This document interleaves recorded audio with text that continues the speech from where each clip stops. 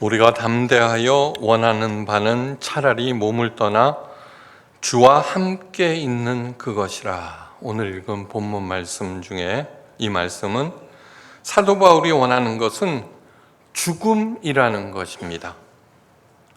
여러분들은 이 말씀에 동의하십니까?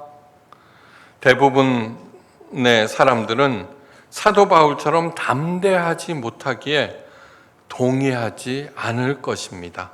죽음을 무서워할 것입니다. 많은 사람들이, 대부분의 사람들이 죽음은 두려운 것. 그 이유는 세 가지입니다. 첫째는 죽음은 이 세상에서의 끝이다 라고 생각하기 때문에, 또한 두 번째는 죽음 이후에 무슨 일이 일어나는지 전혀 모르기 때문에, 세 번째, 이 모든 것을 혼자서 감당해야 하기 때문에 죽음을 무서워합니다. 그런데 사도 바울은 죽는 것이 차라리 좋다고 말하는데, 이 말을 사도 바울이 처음 한 것이 아닙니다. 빌립보서에도 죽는 것도 유익하니라 이렇게 말합니다.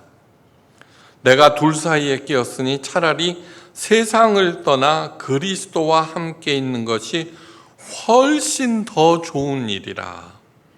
그렇게 하고 싶으나 내가 육신으로 있는 것이 너희를 위하여 더 유익하니라.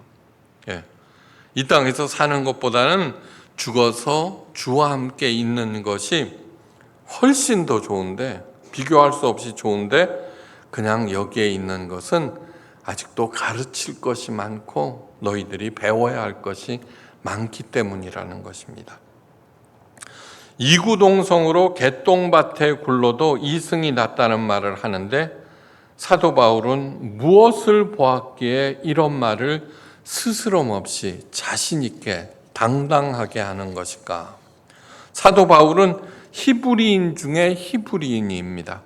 아버지는 부자 상인으로 로마 시민권을 사서 아들에게 주었고, 또한 사도 바울은 헬라 철학에도 능통한, 부러울 것이 하나도 없는 당대 최고의 엘리트였습니다. 그러나 그 모든 특권들을 배설물처럼 여기고 예수님과 복음을 위하여서 스스로 상상을 초월하는 고난의 길에 뛰어들었습니다. 그는 세상의 기준으로 보면 바보 중에 바보, 그러한 삶을 기꺼이 살았습니다. 그 이유는 단순히 예수님을 믿었기 때문이 아닙니다. 사도 바울이 그렇게 할 수 있었던 것은 죽음 너머의 세계를 보았기 때문입니다. 사도 바울은 자신이 체험한 매우 특이하고 신비한 경험을 고린도후서 12장에서 다음과 같이 언급하고 있습니다. 내가 부득불 자랑하노니 주의 환상과 계시를 말하리라. 14년 전에 그가 셋째 하늘에 이끌려 간 자라. 그가 몸 안에 있었는지 몸 밖에 있었는지 나는 모르거니와 하나님께서는 아시느니라. 그가 낙원으로 이끌려 가서 말할 수 없는 말을 들었으니 사람이 가히 이르지 못할 말이로다. 고린도후서 12장 1절에서 4절 말씀입니다. 사도 바울이 가봤다는 셋째 하늘은 과연 어디일까요? 몸 안에 있었는지 또 몸 밖에 있었는지 모른다는 말은 무엇을 뜻하는 것일까요? 먼저 셋째 하늘이라는 개념은 유대인의 천상관입니다. 유대인들은 하늘을 7으로 나누고 그중 셋째 하늘은 의롭게 죽은 사람들이 머무는 장소라고 하였습니다. 에베소서 4장 10절에도 내리셨던 예수가 곧 모든 하늘 위에 오르신 자니 이는 만물을 충만케 하려 하심이니라 는 구절이 있습니다. 모든 하늘 위, 예수님께서 부활 승천하신 후에 머물고 계시는 하늘을 뜻하며 사도 바울도 그곳을 다녀왔다는 것입니다. 하늘에 계층이 있다는 사실은 대단히 중요한 사실입니다. 또한 몸 안과 몸 밖을 구별했다는 것은 곧 유체 이탈을 했다는 것을 의미합니다. 엘리자베스 큐블러 로스라고 하는 스위스 여자 의사에 의해서 창안된 죽음학은 50년 전부터 죽음학이 시작했는데 놀라운 발전을 하여서 죽음 이후의 삶에 대한 인간의 인식이 넓어졌습니다. 죽음을 연구하는 학자들이 많아졌습니다. 그런데 그 학자들이 말하는 죽음의 과정은 대단히 공통적인데요. 유사한 것이 많습니다.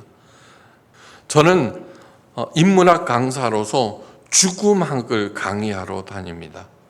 요즘 코로나 사태로 중단되었지만 저기 광화문에 있는 각당 재단에서요 죽음 학교를 한 학기씩 하는데 거기에 꼭 나가서 죽음학 강의를 합니다.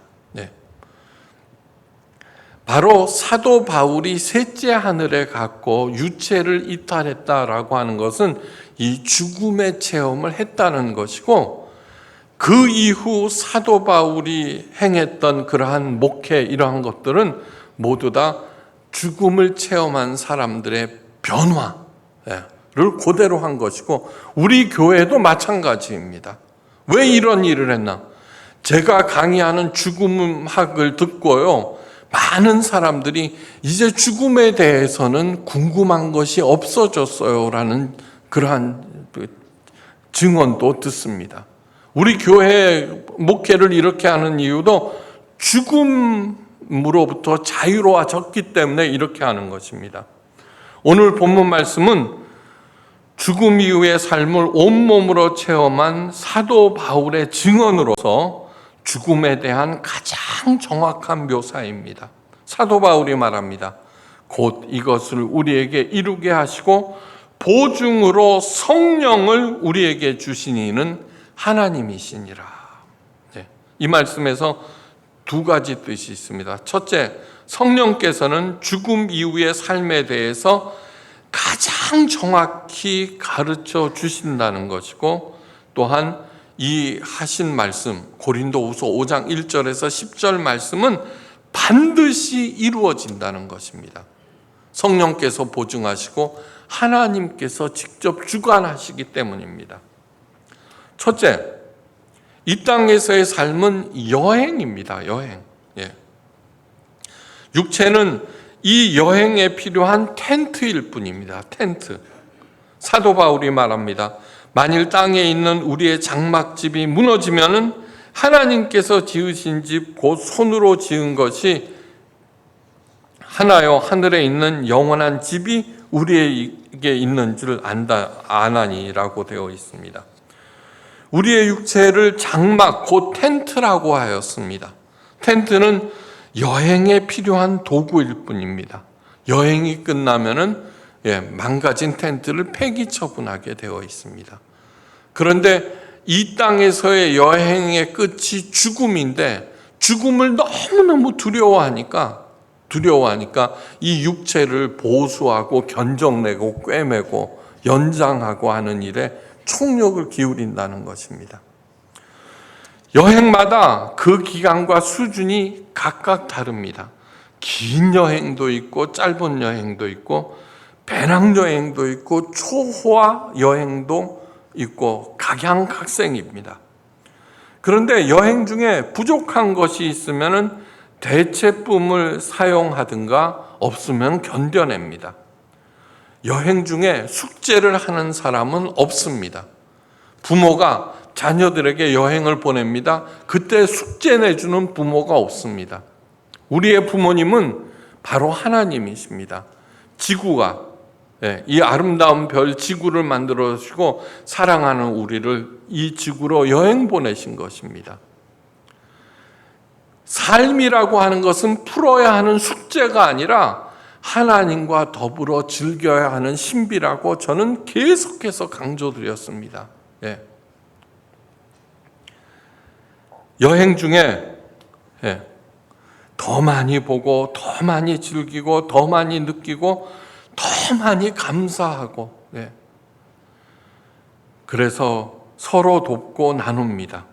그런데 그 여행이 어떠하든지 집으로 돌아와서 공의하는 말이 있습니다. 뭐예요? 집 떠나면은 그때 꼭 개짜 들어갑니다. 개고생. 역시 집이 최고야. 예수님께서 고별설교에서 너희는 마음에 근심하고 두려워하지 말라. 나를 믿고 하나님을 믿으라. 그러면서 내가 처소를 예비하러 간다고 그렇게 말씀하셨습니다. 우리는 순례자들입니다. 순례자와 방랑자와의 구별은 떠돌아다니는 것 똑같은데 방랑자는 목적이 없습니다. 순례자는 목적을 분명히 합니다. 바로 우리의 목표를 보여주시기 위해서 예수님께서 이 땅에 오신 것입니다. 그것을 분명하게 가르쳐주기 위해서 사도 바울을 셋째 하늘로 와서 데리고 가서 그 모든 것들을 보여주고 가르쳐준 것입니다. 그러므로 사도 바울은 어떤 고난도 어떤 아픔도 능히 이겨냈습니다. 죽음이 무엇인지 죽음 너머의 세계가 어떤 것인지 알기 때문입니다. 이 땅에서의 삶은 다시 말씀드립니다. 여행입니다. 죽음은 영원한 고향으로 돌아가는 과정, 나의 사랑하는 아버지 하나님을 만나러 가는 과정 중에 하나입니다. 죽음이요 돌아갈 영원하면서도 행복한 집이 있다는 것을 아는 것은 너무너무 중요합니다. 종말론적인 삶에 대해서 말씀드렸죠. 동굴이 2개 있습니다. 하나는 끝을 알 수 없는데 어마무시한 장부와 인원들이 있습니다. 그런데 한 동굴은 끝을 볼 수 있고 랜턴이 하나 있습니다. 어디로 가시겠습니까? 그리스도인들, 하나님의 자녀들은 종말론적인 삶을 산다는 것이 바로 그것입니다. 아무리 랜턴 하나만 있더라도, 촛불 하나만 있더라도, 어떨 때는 아무것도 없더라도 끝이 보이는 그 동굴 속으로 들어가서 사는 것을 말합니다. 그것이 이 땅에서의 삶을 결정합니다. 즉 진정한 웰빙은 잘 먹고 운동 열심히 하고 하는 것이 아니라 웰다잉의 문제입니다. 죽음의 실체에 대해서 정확하게 아는 것. 이 죽음의 문제를 해결할 때만 제대로 올바로 살아갈 수가 있습니다. 죽음 너머의 삶이 훨씬 더 행복하다는 것을 아는 사도 바울은 당연히 빨리 죽어서 주 앞으로 가기를 원하며 죽음은 이 더러운 육체를 벗고 하나님께서 지으신 영원한 것을 덧입는 것이므로 사망아 너의 쏘는 것이 무엇이냐면서 사탄이 죽음을 가지고 우리를 조종하는 그 죽음 자체를 조롱할 수 있는 것입니다. 사탄이 있죠. 우리를 갖다가 미혹하는데 가장 쉽게 사용하는 것이 죽음입니다. 너 그러면 죽어. 너 그러면 죽어. 거기에 죽음의 실체를 모르니까 벌벌벌 떨면서 사탄이 시키는 대로. 둘째, 죽음은 하나님의 큰 선물이며 내 삶이 완성에 이르는 필수적인 과정입니다. 아픈 것은 누구나 싫어합니다. 그죠? 아픈 것은 싫어합니다. 아프니까요. 근데 죽음을 두려워해서는 안 됩니다. 그러므로 기도하십시오. 하나님 9988하게 해주세요. 쉬운 말로 하면 죽음이라고 하는 것은 애벌레의 몸을 벗고 아름다운 나비가 되는 과정이라고 할 수가 있습니다. 땅을 꿈틀꿈틀 기어다니는 징그러운 송충이에서 아름다운 나비가 되어 창공을 훨훨 날아다니는 것. 이것을 사도 바울은 오늘 본문에서 이 장막에 있는 우리가 짐진 것 같이 탄식하는 것은 벗고자 함이 아니요 오직 덧입고자 함이니 죽을 것이 생명에게 삼킨 바 되게 하려 함이라고 말합니다. 무엇을 벗고 무엇을 입는 것일까? 요한계시록에 혼인잔치에 참여하는 복장인 세마포로 지은 흰옷이라고 표현하고 있습니다. 우리의 이 육체를 벗고요. 육체를 벗고 세마포로 된 흰옷을 입는 것이라고 표현하였고, 사도 바울은 고린도 전서 15장 44절에서 신령한 몸이라고 하였습니다. 신령한 몸. 그걸 어떻게 알까요? 셋째 하늘에 가서 죽음을 체험했기 때문입니다. 애프터라이프, 죽음 이후의 삶이 어떤 것인가를 생생하게 보고 체험했기 때문에 이런 말을 할 수 있는 것입니다. 이를 썩을 것을 심고 썩지 아니할 것으로 다시 살며, 욕된 것을 심고 영광스러운 것으로 다시 살며, 약한 것으로 심고 강한 것으로 다시 사는 것이라고 하였습니다.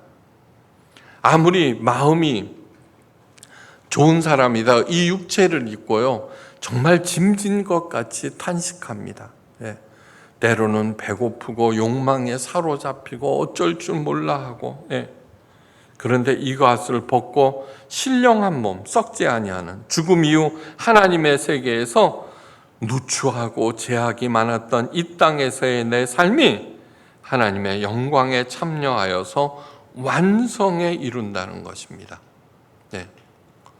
누구나 다 살면서 문제가 있습니다. 지적당하고요, 그죠? 괴로워하고 고치려고 아무리 애를 쓰는데 나아지지가 않습니다. 제가 천국에 가고 싶어하는 단 하나의 이유는 뭐냐 하면은 하나님께서 저를 완성시키신다고 약속하셨기 때문입니다. 뭐 어떤 것으로도 안 되는 것들이 있습니다. 여러분들도 다 있을 것입니다. 그런데 가장 나답게 나를 하나님께서 완성시키신다는 것입니다. 그런데 알아야 할 것은 모든 애벌레가 모두 아름다운 나비가 되는 것은 아닙니다. 아름다운 죽음을 맞이할 준비를 하신 분들만 아름다운 나비가 될 수 있습니다. 좋은 삶을 살기 위해서는 꾸준한 운동과 섭생과 마음가짐이 중요하듯이 좋은 죽음도 꾸준한 준비가 중요합니다. 최진식 교수가 쓴 너무 늦기 전에 들어야 할 죽음학 강의에서 가장 중요한 일 2가지가 있습니다. 준비하는 데 있어서. 첫째, 증오심을 버리는 일. 증오심을 버리는 일.